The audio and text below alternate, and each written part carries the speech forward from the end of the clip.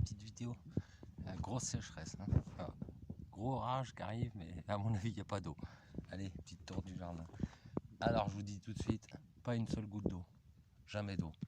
J'ai dû mettre, si, allez je vous mens une fois, je dois être à 3 litres d'eau par pied de tomate depuis le début de la saison. Jamais arrosé.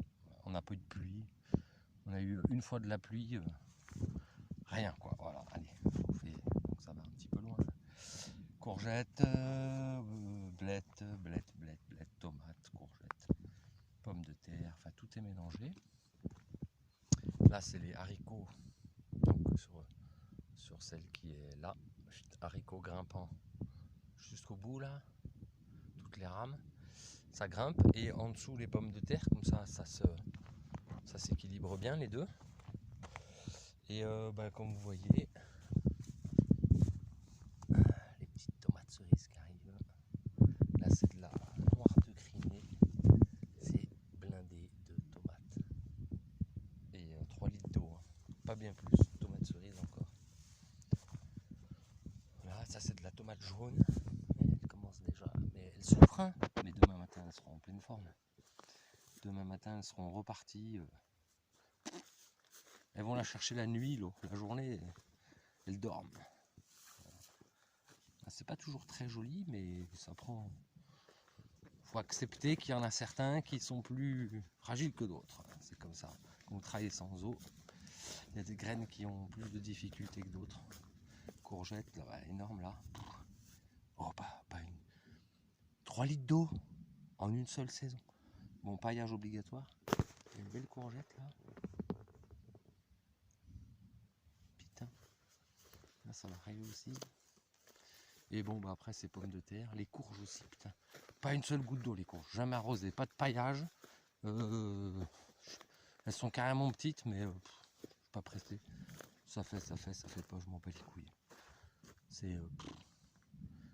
Et j'ai pas mis d'eau. Rien, c'est sec. Mon pauvre, mais tu creuses là.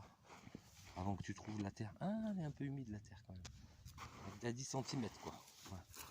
Mais la plante, elle va la chercher, là. Faut pas trop l'emmerder, elle sait faire. Là, c'est de la tomate. Ça, c'est pour le fleuriste. Parce que du coup, il y a plus de fleurs que je pense qu'il y aura de tomates, c'est pas possible. On va faire un bouquet de fleurs avec. Hein, voilà, ça, c'est de la tomate qui produit. C'est de la longue, là, la cornue, ça doit être ça. Ça fait de la corne, quoi. Tomate longue. Moi j'appelle ça de la longue, moi. Ouais, c'est comme à la lyonnaise, on fait de la longue. Voilà pour le petit garden. Il y a pas mal de tomates quand même. 150 pieds.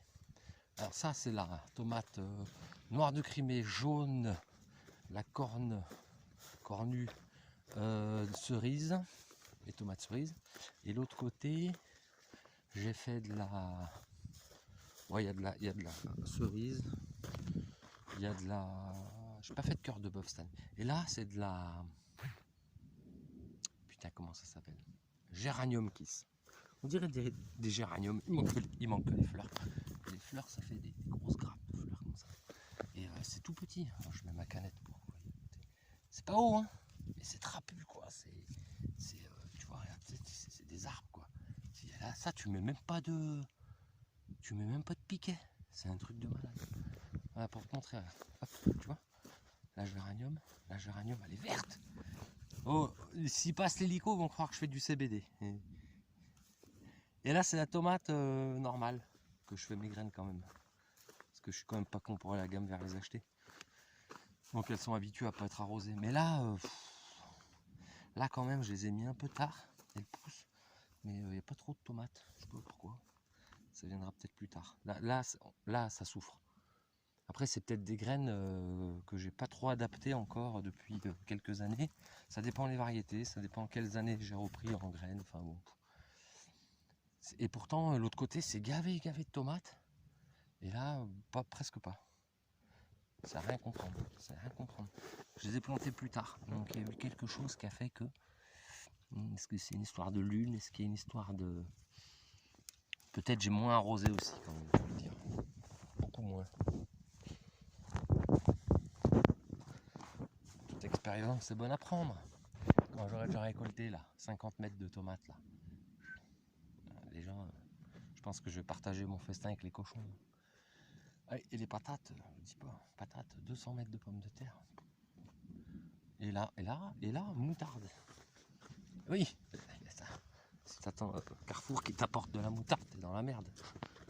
T'en auras jamais. T'en auras plus, parce que c'est fait en Ukraine. L'Ukraine, ils font plus de moutarde. La moutarde.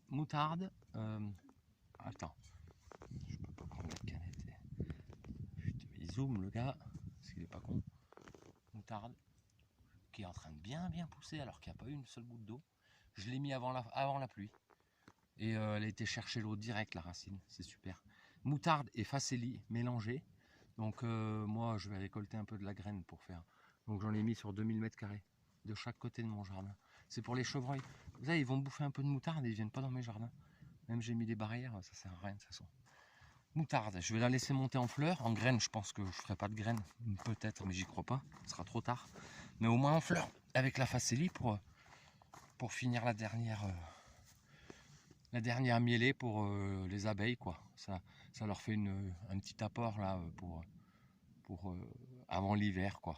Voilà. Ça les oblige à butiner un petit peu aussi. C'est toujours mieux que le sirop. Bon, c'est pas grand chose, mais voilà, faut produire de la semence aussi pour en mettre sur des hectares.